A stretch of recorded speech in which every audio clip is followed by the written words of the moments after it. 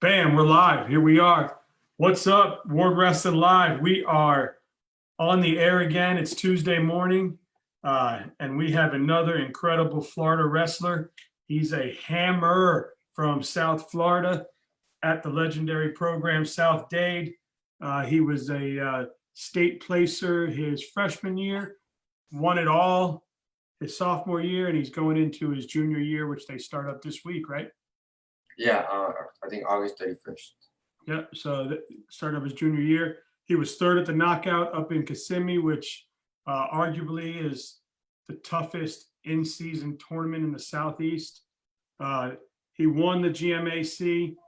He came in fourth at the GFC, not the GMAC. He then went for the GFC, which is a big tournament in our country. He was 52-10 as a sophomore. And again, he took it all his sophomore year.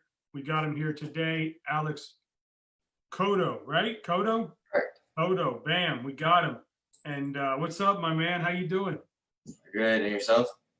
Good, man. I'm just absolutely honored to have another Florida Hammer on my show. It's great. It's my home state, and I'm glad to shout it out. Thank you. So what's up with you, man? I mean, it's been a hell of a summer, huh? Yeah. I'm just hoping that this is gonna be season. Like, I hope this is gonna be season, depending how the virus and everything happens. They say they're gonna postpone it, like it's like January, February, but I don't know if it's gonna happen. Yeah, right now FHSAA has said that fall sports are going to happen. So, hopefully that's a really good sign for wrestling, and we'll get to see it happen there. What have you been able to do this summer with all this going on? Have you had a chance to train at all, or really just stay home? Yeah, I've been training at Gladiators, and then we went to I think we went to Lake Highland Prep to train. It was South Dade, Lake Gibson, Osceola, Tampa Jesuit. It was like straight hammers, like all hammers there. And of course Lake Highland Prep, and we all like had like a little. I think it was like 3 hours or 2 hours and 30 minutes just live. We didn't drill, we didn't do anything. We just went live. And wow, man, that was this summer. Yeah, it was a great time. I had fun. It was really fun. Man, good for you. That's awesome. And then the best of the best, huh? Yeah, it is. Like to train with everyone in the room, and every single one is like straight studs. And then I think Elijah Cleary was there from Ohio State. Right. And then I forgot who else was there. But yeah, there's some college people there too. I forgot the one needs to go to Lake Highland. He goes to Michigan. I don't know. You made me forget. Joey Silva. Yeah, there you go. He was there, and yeah, Pat was there. No, not Pat. I mean Earl. Earl was there, and it was a great room there. And then I had a state champ camp, which was I think a week ago. Yeah, I think a week ago.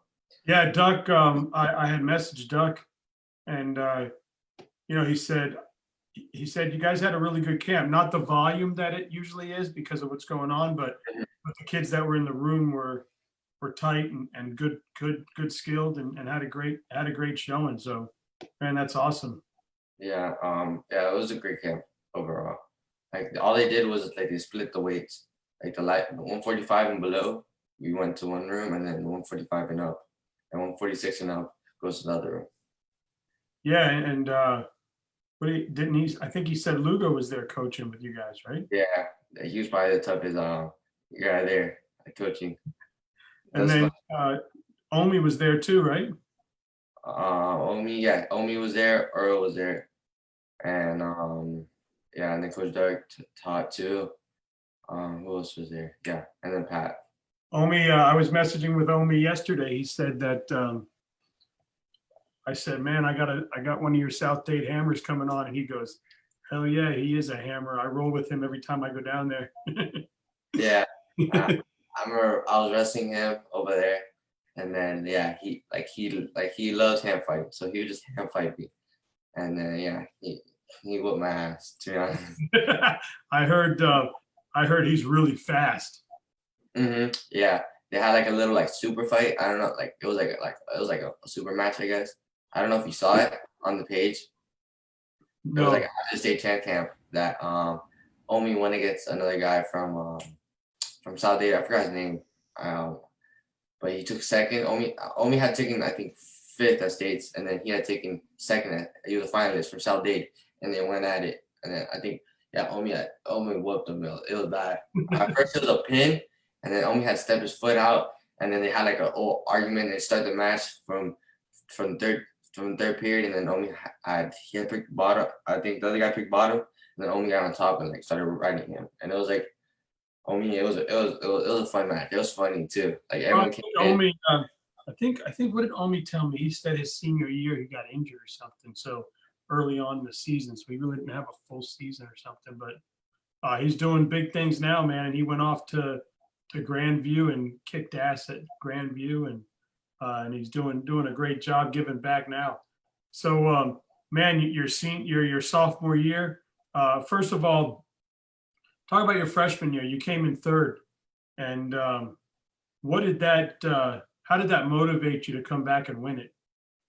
So like the week before, I was training with like week before states, I was training with Elijah Verona, and I was training with him, and he was helping me out and stuff. And then he was telling me that like he wanted me to win it and everything, and of course I wanted to win too.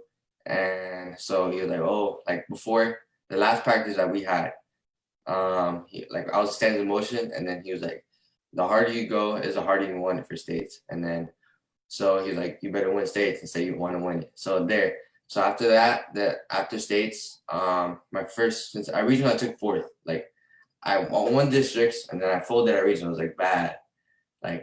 Like Nick Rios is the one I won it, and I beat him at districts like 8-1, and then whatever. So I had to wrestle Ryan Roldan. I don't know if you know Ryan Roldan from Haggerty. He's the one I won states that year. I think he's at NMU, North Michigan University. He's doing great, I think. Yeah. So I had wrestled him first round since I took fourth, and he took first at the region, and I think he had beat me like 6-3, 6-4, and so that was my first match. So then I had to wrestle all the way back every single match. Like I had to wrestle every single match, and then I had wrestled. I think what was my closest match? I think then I had wrestled Corey Gavilan in the blood round, and then at regionals he had to beat me for third and fourth. So I beat him the blood round. Then I wrestled a kid from Manatee. He wrestled 106 again this year. Forgot his name. I wrestled him. And then for third and fourth, I wrestled the kid I lost against in the semis, which is now my teammate. The kid I lost against the semis or regionals, which is now my teammate, Adrian Morales. I wrestled him for third and fourth, and then it was 4-2. Yeah, it was a close match. And then now It's better to have him as a teammate. yeah. Now like I saw they like we were drilling together. Like sometimes we drill together. Sometimes like during that off season we drill together, go live together. Like we're good friends now. Like we during the season we didn't have no beef or anything. Like we always had close matches and everything. So yeah. That's awesome. So you end up third now. What did that do for your motivation? Like how did that push you to come back and win it all your sophomore year? It was just like getting third. Like like I was happy with myself. Like of course I didn't win, but I was like, damn, like for losing my first match and coming to get third, and I was happy with myself. But then when I was watching the finals, and I was watching Ryan Roldan wrestle the kid from I forgot where he's from, but they were wrestling, and I was like, damn, I wanted to be on the stage. So then during that time, I was at Cool Park that year. So then a lot of people were leaving, and I needed better partners, and just for everything. So I transferred. Steven was like, oh, I'm transferring to South Dade. So I was like, all right, I'll go with you. So I transferred to South Dade that year, and so then during that year, like just straight hammers in that room, like going hard at it. There's times that could be with like bitch at us, like, and yeah, we'd always go hard. And then at states, it was just like a whole nother level, like, cause we had duels, Virginia duels, right? I went 0-5, like 0-5. I didn't win one match, and I didn't know what was that week. Like, I didn't know what was happening with me. Like the week before it was a knockout. I took third. Rest was good. Like I beat a Georgia kid. I beat like good people. And then when it comes to Virginia duels, I don't know what happened. Like I did bad, like terrible. Oh, I went 0-5. Isn't that what makes wrestling so awesome? Like you could be you you get humbled every week. Yeah, like, yeah, I don't like. Even Coach B told me, like, I think I was like 0-3 already, 0-2. It's like, you're ever gonna win a match? And and I'm there, like, I was like sad. I was really sad. Like, I was mad at myself. And if one of my matches, I think we're in like in the quarters. We had won our first duel. I had a close match with a kid that took, I think, like fifth from Beast of the East, and we had a close match. And then I lost that one, and lost again, and then Coach B's like, "You ever gonna win a match?" And then and that second match I lost, which it was important because it was for quarterfinals, and if you win that match, you gone into the semis. That team ended up making it to the final, but they lost against I forgot what team they lost against. And if I would have won and another people would have won, it was a close match. It was a close duel the whole way. So, and then I had lost, and then I think, and the second day, lost again. I'm like, I didn't know what was wrong with me. Like, I was like, why am I losing this and that? And then we went against forgot the school. They won it the year before, I think. Virginia Duels. They're a really good school. I forgot what they're called. They had lost in the semis, and we were winning. We were winning the whole time. By like we were beating them by at least like 15, and they came back and beating us.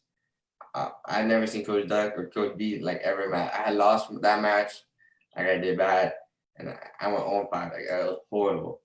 And then They made you guys walk home. nah, they didn't make us walk home. The whole I think Steven went like 5-0. Like there was people that like did good at that tournament. And I'm there at the hotel, like I was like in misery. I didn't want to eat. Like I was mad. And yeah, and so that transferred from like to states. Like I think after I won states, Coach B texted me. He was like, "Oh, like from you going 0-5 Virginia duels and to coming back and losing at districts in the finals when you're down by, I was up by 7, I think 7-2 against Corey, and then that was my worst cut of the whole year, and I started feeling the cut, like I started gassing, like I felt like, and I had eaten a lot, so my stomach was feeling it, and I started gassing, and then he ended up beating me like 8-7. He came back, and I was so mad at myself, this and that. Then I ended up beating him in the regional finals, and then on to states. Yeah, and you made the run at states. So you go through states and you're cruising. I mean, you're doing well. Decisions, bang, bang, bang, and then you get to the finals and you go up against the kid who you faced a lot. So you faced him at the GFC where it was in overtime, and then I think he won by default because you got dropped on your head and whatever. It took me down. It was like the first 30 seconds. It took me down, and then I hit my head again because the match before I hit my head. But then you got him in. Where'd you get him in districts or regionals? Where you got him? District duels. District duels. You got him, and then now you meet in the finals. Kind of a rubber match. And man, talk about that match. It ended up being 4-3, 43 seconds left. You grabbed a leg and held on like it was for the rest of the end of your life, man. But talk about that match, and it was a really good one. Mm-hmm. The whole state tournament was actually like a good one. Like I'll tell you that, and I'll tell you the finals. Because my first match it was easy, 11-0. And the second one, I think I got taken out once, got up, got an escape, took me down again, and it was 4-2. So then, and I got escape, and then I went, and then coach goes pick bottom. So I pick bottom, reversed him, and just started tilting him, like barring him up. And then I think I ended up.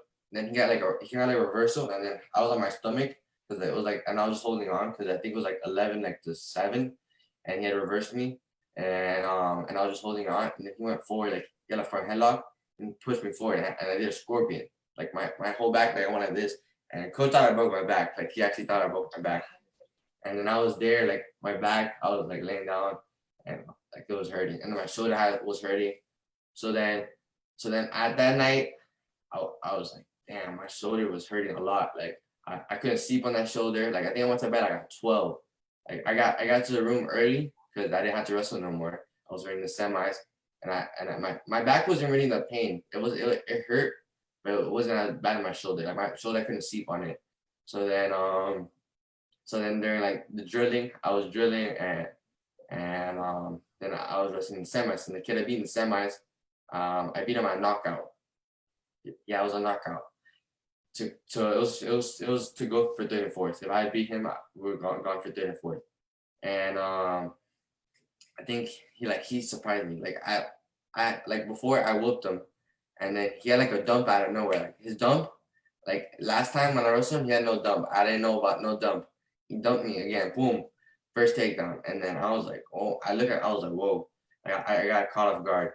And then I got like an escape. No, I got a reversal. And then I almost tilted him, but I didn't. So coach goes pick top. He ended up giving me an escape, taking me down with another dump, and then it was like 5-3. Going to the third, he picked neutral since he already took me down twice. So then I was like, you know what? Let me just get to my shot. So I went to my shot, took him down, and then it was like a minute left. And coach was like, you gotta turn him. Don't let him up, because I'm good at turning people. So I turned him, I tilted him. And then I think it was 7-5, and then I let him go because it was like the last like 5 seconds. He almost got a reversal, so I just let him go, and then I ended up winning 7-6. So yeah, that got to the finals, right? Mhm, Now you're not in the stands. You're on the stage that you wanted to be on last year. Coming out of the tunnel, man, what a feeling, huh? yeah, it was a big feeling. Like I was with my teammate. I don't know if you know Jose Gonzalez, the one I wrestled McGee's in the finals.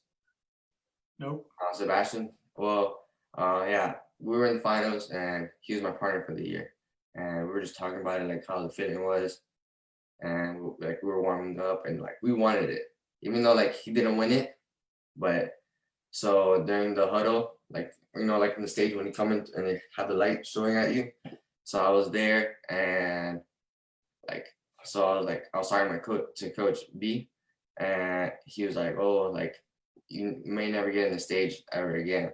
And he was like, maybe next year you get injured, anything could happen, or maybe next year a stud comes from another state, and he's like ranked 5th in the nation, and he's in your weight class. Like, what are you gonna do about it? Like, he's like, so like you're in the stage now, like make advantage of it and win it. And I was like, coach, I want to be a 3-timer, to be honest. I want to be on the wall. So like to be on the wall, you have to be a 3-timer, 3-time state champ, or national champ. So I was like, all right, coach, I got it. So I got the first takedown, and then he got an escape, and it was 2-1, and then it was 2-1, and then going to second period, he picked bottom. I had him in a tilt, right? So it was in a tilt. I tilted him, and then like we got like in a weird position. He was holding my head, and I was on my back, like almost got a defensive pin. And so I'm there. In the video, like you saw the referee count 1 and 2, and so then I'm there on my back, and then I have to bridge out and let him go because I almost pinned myself. So then he had the reversal, and then I think we went out of bounds because I was trying to get an escape.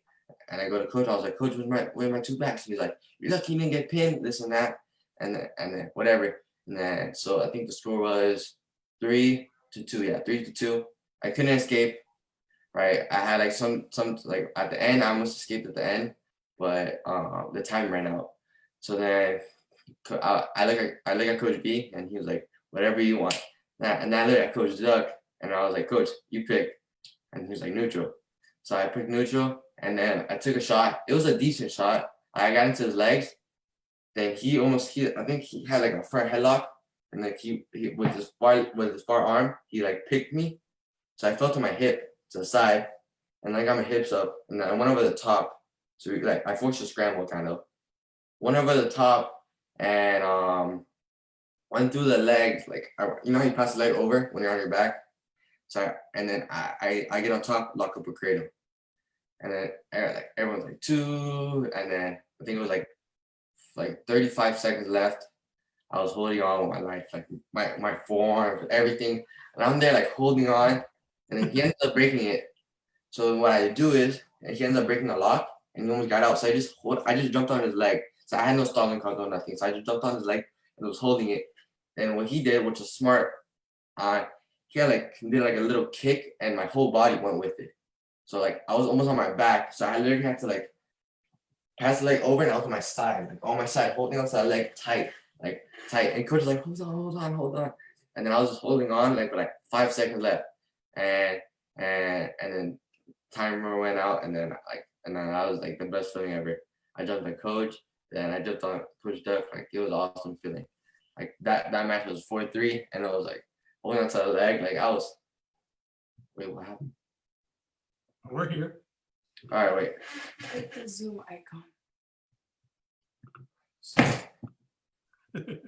Wait, it's hard.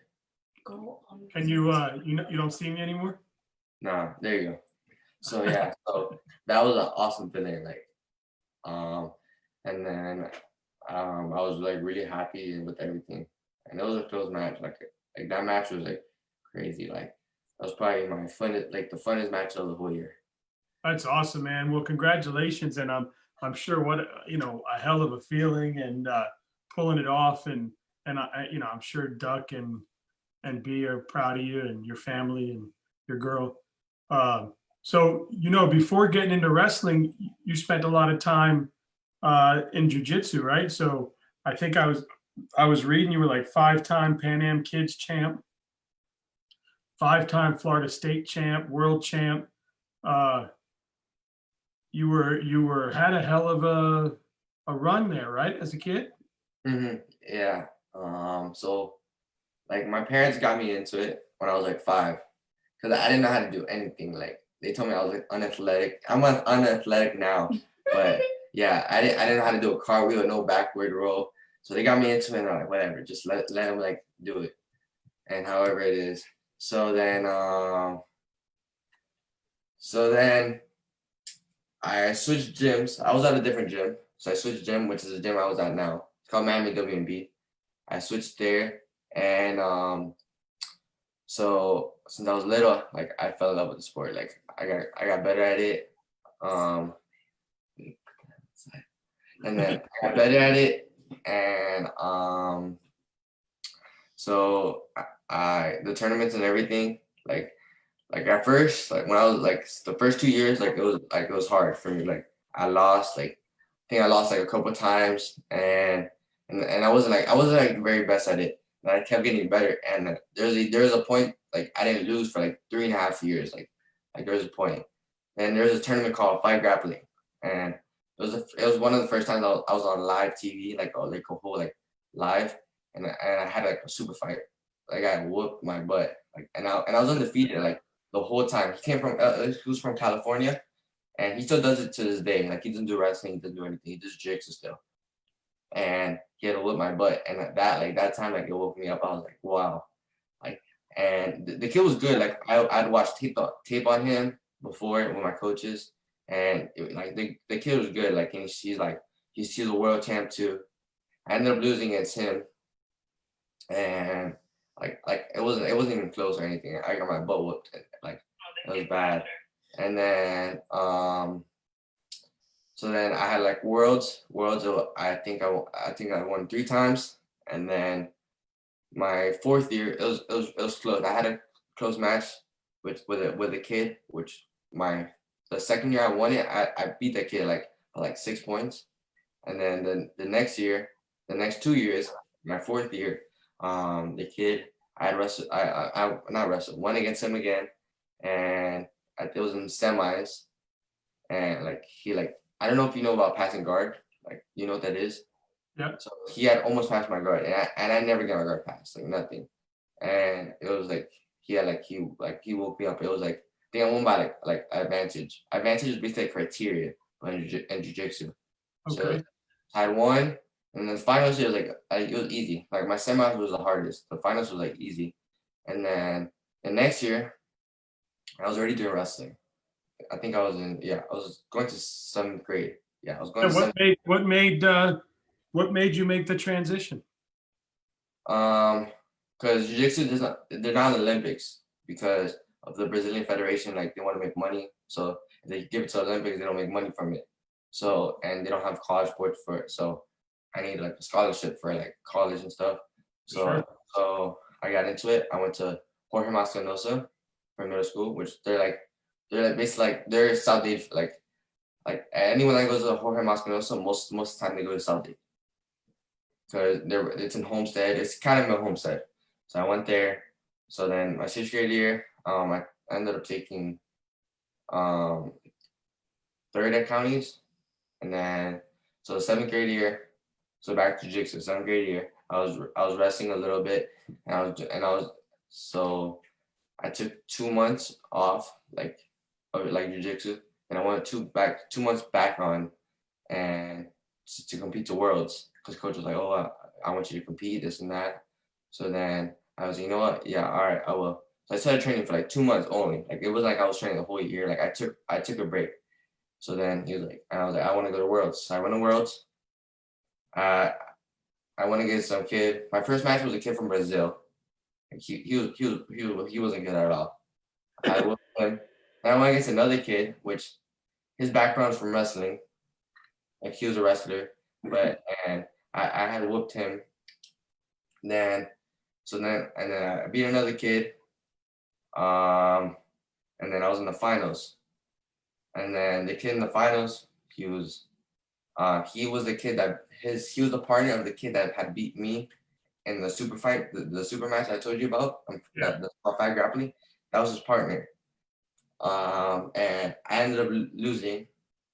I think it was 1-1, and then he had 3 advantages, and then I had 2 advantages. So he won by 1 advantage, and I ended up losing, and I was devastated. Like since I won 5 years already, and I was devastated. Like, I was crying, this and that. Like I was devastated. Like, I was mad, whatever. And so after that, like it was just like I was like, you know what? Like let me just stick back to wrestling. So I went back to wrestling, and then I ended up going to counties. Actually, 6th grade year, I got sick, and I didn't wrestle in counties. I got sick with mono. I don't know if you know what that is. Yep. I got sick because I wrestled some kid and he was sick, really sick, and I was losing, and I had beat him. I had like I was down by like 2, and then I ended up coming back, and then I ended up pinning him, and like he was like 16 because that time in middle school it didn't matter what age you were. So I beat him, I pinned him, and then that was like a week and a half before. So I got sick. So then counties came up, and I was like a week before counties, I was in the hospital, and then they're like, oh, you can't wrestle. So then I was devastated. Like I was sad. So that kid ended up winning the whole thing. That kid I pinned and win the whole thing. And then 7th grade year came. I went against. I was like I beat everyone. I beat Gavin Buck, which he wrestled for Columbus. He's the 126 for Columbus. I had like the whole year and I was on top. I was supposed to win it, and then I was in semis, and I was going against a kid, Omar Corrales from Doral Academy.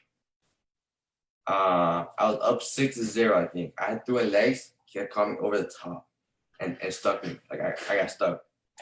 And With the skates? no, it was at counties for middle school. So then I got stuck in the semis. So then I was like, damn. And then I came back and I took third. But the kid that won it, he had beaten him, which is Gavin Buck. He had beat the kid in the finals. And I was like, damn, I teched that kid like, and I was like, damn, that whole year, like I beat him, and so then I lost, took third, and then eighth grade year came. I thought that was my year, to be honest. I thought I was gonna win this and that. So then I wrestled Adrian Morales again.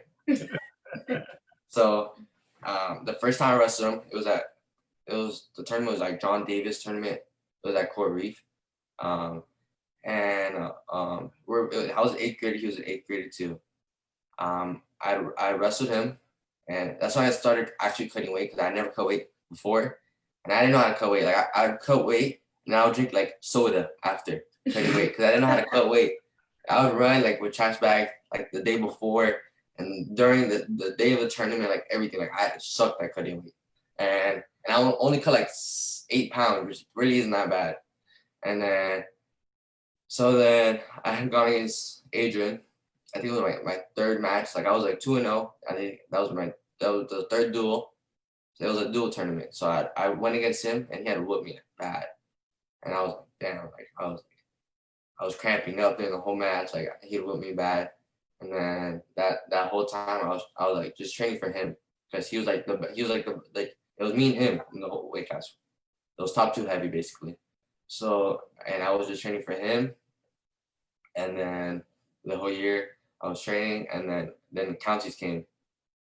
We were in the finals, and then it was 2-2, I think, or 1-1, something like that.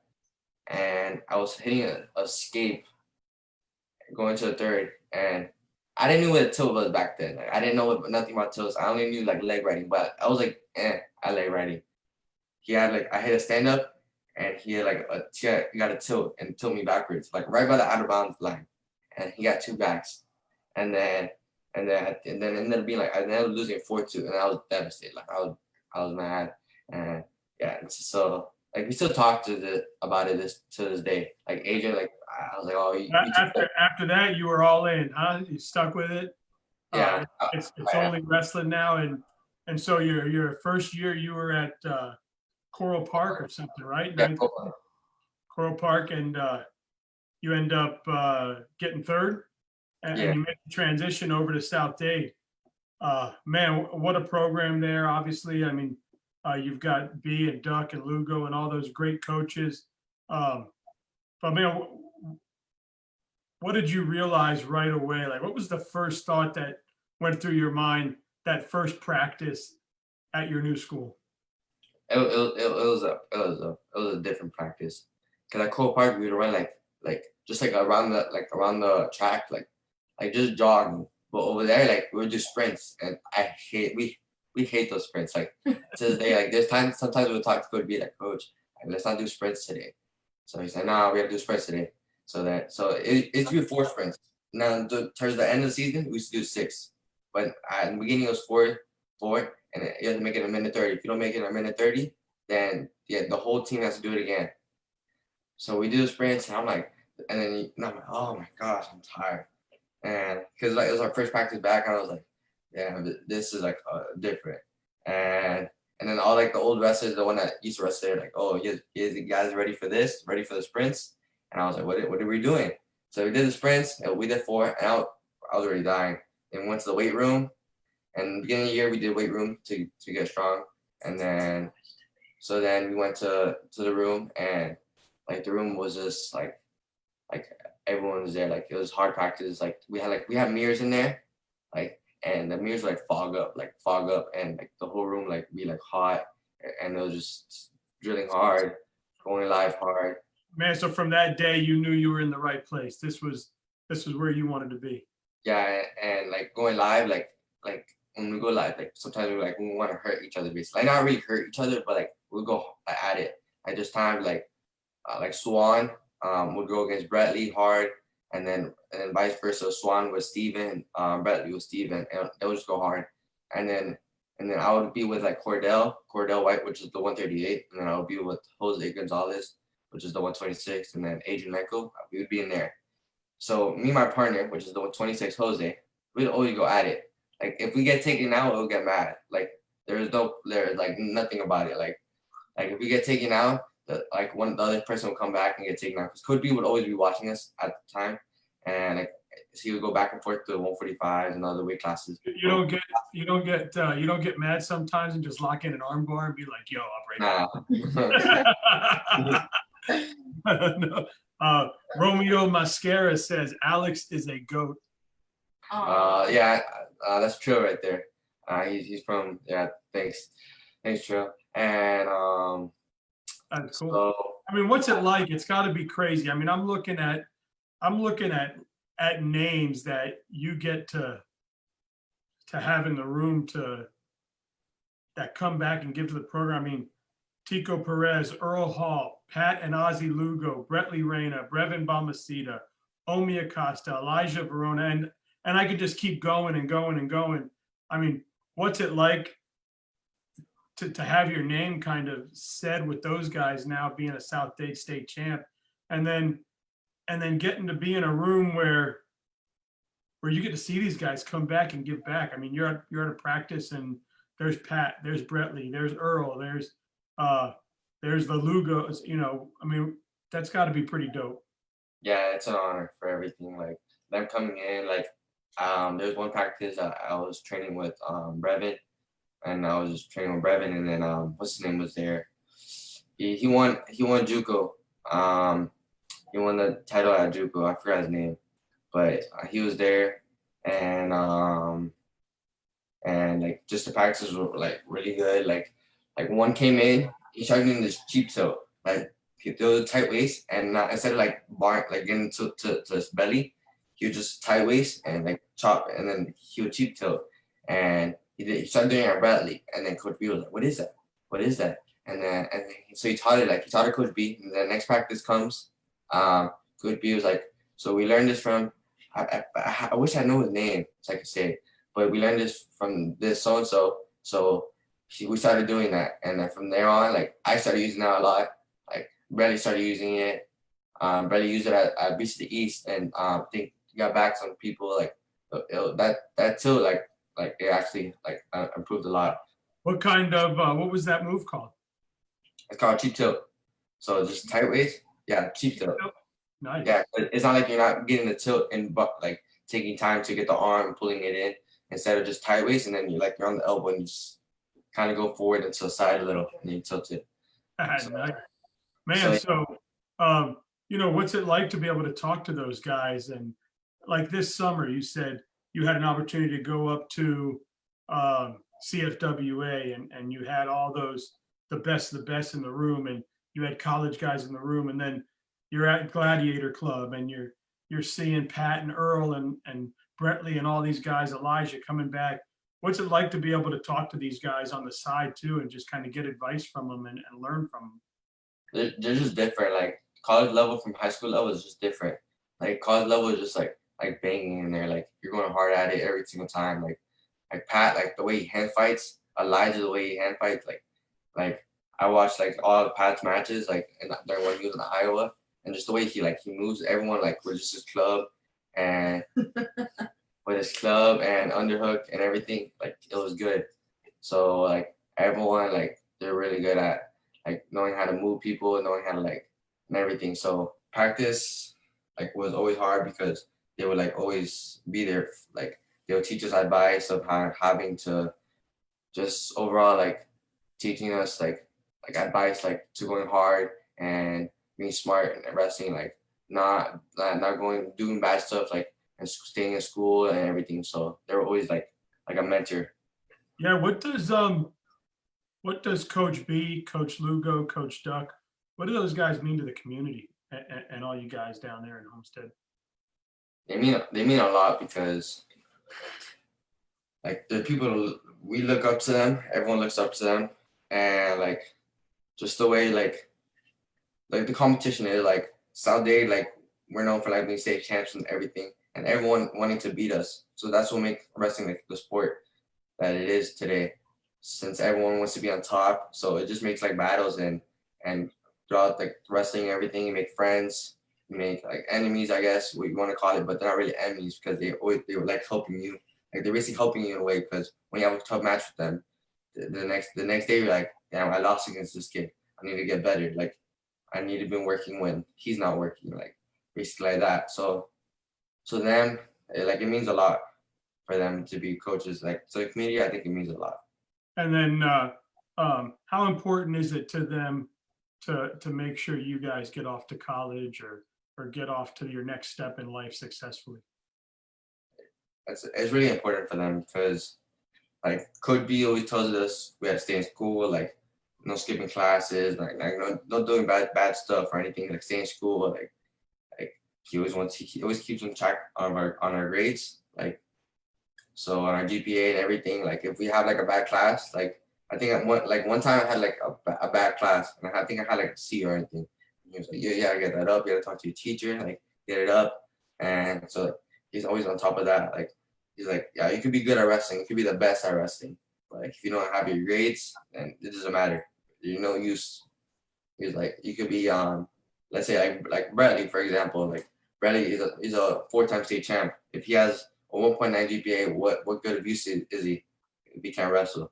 So that's what he always tells us stuff. So That guy's like a quiet assassin, huh? who, Bradley? Yeah. Yeah, he is. And who else did I talk to? Somebody, was it Danny Martinez? Yeah, I think I was talking to Danny, and man, he was like, yeah, I pinned the guy in like 3 minutes, whatever. Like he's Oh yeah, he was so like ice cold, bro. He was just so cool to talk to. But yeah.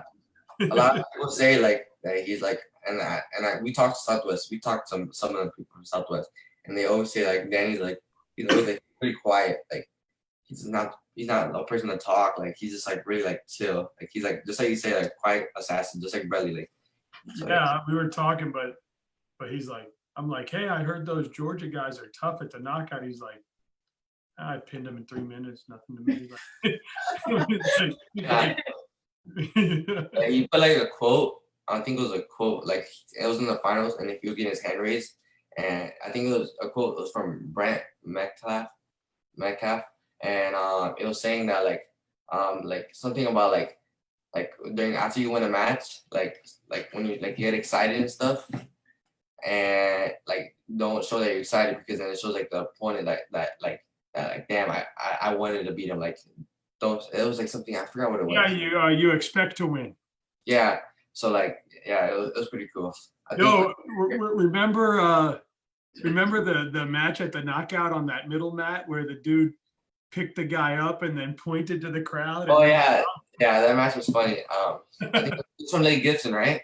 Yeah, he picked the dude up and then he pointed at the crowd and then he dropped him on his head, and it was like a whole big picture of that. It was funny. Like the whole place went nuts.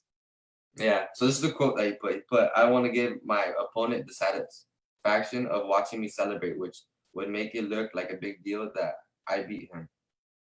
So so you get it? Yeah, so yeah, well, I'm gonna give you my cell so you can text me that quote. All right, I will. Like, because I'll give it to my kid. I know it's just you and I, but it's 407. I don't care if people know my phone number. What are they gonna do? Text me? 407 407 414 414 1137. 1137. Nice. Cool. Matt, Luis Sosa says that's the bro right there. Love. Yeah, that's my bro right there. Since little, like I've known him for a long time. Since I was little. Since I was 5 years old, we did jiu-jitsu together. Now he's coming to South Dade to wrestle and stuff as a freshman. But yeah, I used to do jiu-jitsu with him. I think he's I don't know if I'm correct, a 3-time world champ. He's raw. Stephanie Villalobos, Alex, and then she put, miss you, dog. Yeah, I miss you too, dog. I miss you too, dog. Omi Acosta, you're the man. Stephanie, she whoops your ass or what? Stephanie, nah, I never really wrestled her.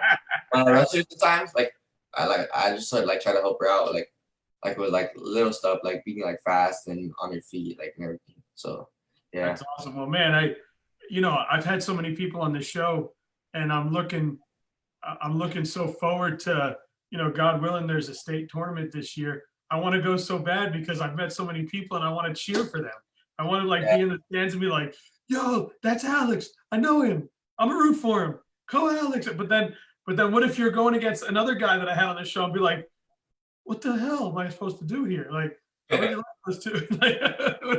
I really do hope. Divided. I really do hope there's a state tournament. Like, Yeah, man, me too. All right, you ready for my 10 questions? all right, I will. Yeah, I'm ready. First of all, hey, listen, I got shirts now. They're down in the corner there. Anybody wants to get on my shop on Facebook, I got shirts now. And then, of course, Go Earn. It's got a $44 custom singlet. Get a team store free. Anybody out there, jump on. And then the Zen Warriors are on there too with mindset stuff. So go check it out. It's awesome. Anyway, 10 questions. You ready? All right, the gi or the singlet? Gi.